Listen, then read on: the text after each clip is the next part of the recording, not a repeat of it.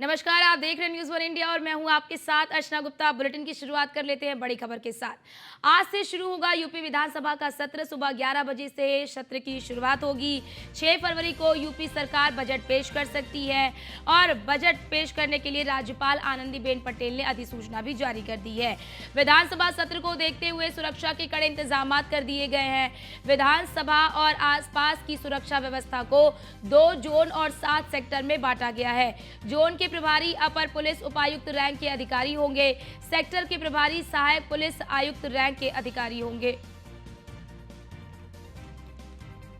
तो आज से यूपी विधानमंडल का सत्र शुरू हो रहा है और संभावित है कि 5 फरवरी को बजट पेश किया जा सकता है। हालांकि तारीख 5 फरवरी की आ रही है।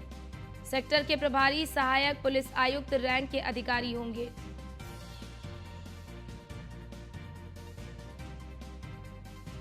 ये बड़ी खबर आपको बता रहे हैं। सुबह 11 बजे से सत्र की शुरुआत होगी।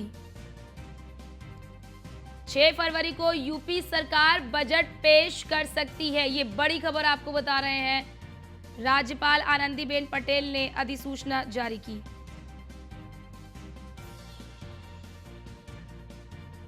विधानसभा सत्र को देखते हुए सुरक्षा के कड़े इंतजाम कर दिए गए हैं। विधानसभा और आसपास की सुरक्षा व्यवस्था को 2 जोन और 7 सेक्टर में बांटा गया है।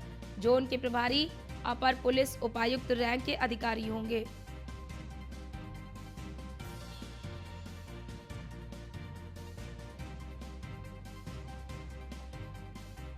तो आज से शुरू होगा यूपी विधानसभा का सत्र। बजट सत्र की यह शुरुआत है जो कि 12 फरवरी तक चलेगा और 6 फरवरी को यूपी सरकार अपना बजट पेश कर सकती है। और हमारे साथ हमारे संवाददाता अश्विनी द्विवेदी हमारे साथ जुड़ चुके हैं। अश्विनी, आज से ये सत्र शुरू हो रहा है, किस प्रकार का ये सत्र रहने वाला है? क्योंकि कल सर्वदलीय बैठक करके ये आह्वान किया गया था कि सदन को शांतिपूर्वक तरीके से चलने दें।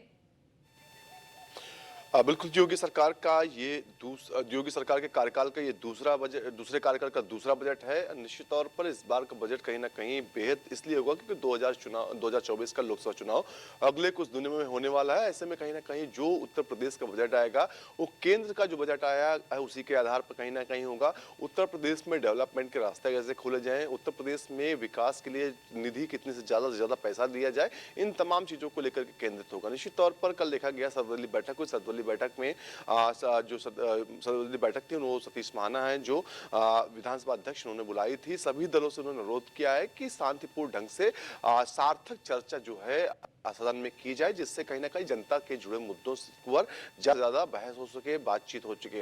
हालांकि समाजवादी पार्टी ने भी कल अपने विधानमंडल की बैठक की थी और पूरी तैयारी सरकार को घेरने के लिए तमाम मुद्दे उसके पास हैं, चाहे बेरोजगारी हो, चाहे महंगाई हो, चाहे तमाम अन्य हो। इसके अलावा तमाम राज्यों में जो ईडी के छापेमारी हो रही है, तमाम जो नेताओं की गिरफ्तारी हो रही है, कहीं ना कहीं उसको भी सपा मुद्दा बना रही है। अखिलेश यादव ने कल ट्वीट भी किया था और कहीं ना कहीं सरकार को ये दिखाना चाह रही है कि सरकार डर रही चुनाव से, इसलिए इस तरीके के काम कर रही है। तो निश्चित तौर पर कहीं ना कहीं उन चीजों की जो यानी कि विपक्ष से मुद्दा बनाने की कोशिश कर रहा है ना अश्विनी? से विपक्ष मुद्दा बनाने की कोशिश कर रहा है। लेकिन इसी के साथ ही जरा ये भी जानकारी साझा करिए कि पहले तारीख 5 फरवरी की आ रही थी और अब 6 तारीख की बताई जा रही है। संभावित तारीख क्या है कि कब बजट पेश किया जा सकता है यूपी का?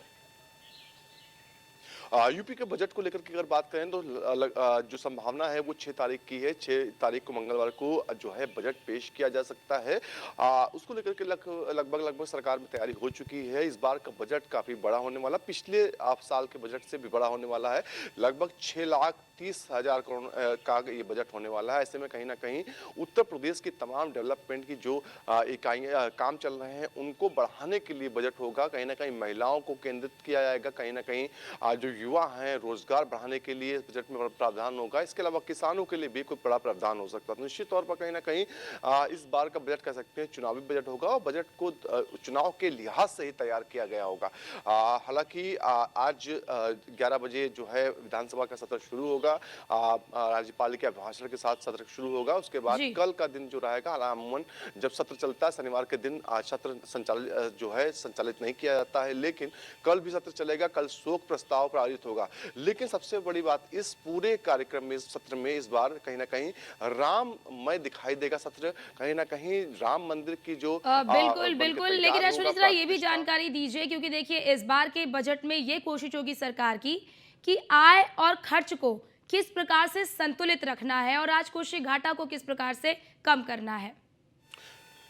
बिल्कुल, राजकोषीय घाटे की बात करें तो पिछले साल 174% राजकोषीय घाटा था, उसको कम करने की कोशिश कहीं न कहीं की जाएगी। लेकिन जो तमाम अर्थशास्त्री, उनका कहना है इस साल भी राजकोषीय घाटा है वो बढ़ जाएगा, लगभग 184% तक पहुंचने की उम्मीद है। तो ऐसे में कहीं न कहीं सरकार हर तरीके से हर मुमकिन कोशिश कर रही है कि जो खर्च है उसको भी लिमिट्स किया जाए। हालांकि पिछले 6 सालों में देखा गया कि जो फर्जी खर्च होते थे, फिजूल खर्ची होती थी, उस पर कहीं न कहीं सरकार ने लगाम लगाई है। सरकार ने तमाम मंत्रियों के जो पैसा मिलता था एक्स्ट्रा, उसको काटा, अधिकारियों के जो बेफजूली थी उसको कम किया। निश्चित तौर पर मुख्यमंत्री ने खुद अपने ऊपर जो खर्च होने वाले पैसे थे उसमें कटौती की।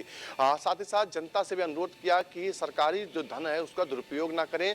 जैसे सड़कें बनती हैं तो उनको तोड़े फोड़े ना, अगर सड़कें टूटेंगे फूटेंगे नहीं तो लंबे समय तक चलेंगी, जिससे कहीं न कहीं जो सरकार जी। का पैसा है वो इन्वेस्ट नहीं ज़्यादा होगा, जिससे कहीं न कहीं राजकोषीय जो घाटा है वो बढ़ेगा, कम होगा। तो निश्चित तौर पर कहीं न कहीं ऐसे में सरकार अपनी पूरी तैयारी कर चुकी है। जो बजट सत्र होना है उसको लेकर के बाकायदा तैयारी हो चुकी है। सुरेश खन्ना जो है उन्होंने बाकायदा बजट तैयार कर लिया है। 6 तारीख लगभग संभावना है, हालांकि अभी स्पष्ट नहीं किया गया कि इतना एक को बजट पेश होगा, लेकिन संभावना है कि 6 तारीख को बजट पेश किया जा सकता है। ये जी, अश्विनी आप हमारे साथ बने रहिए, आपके पास लौटते हैं।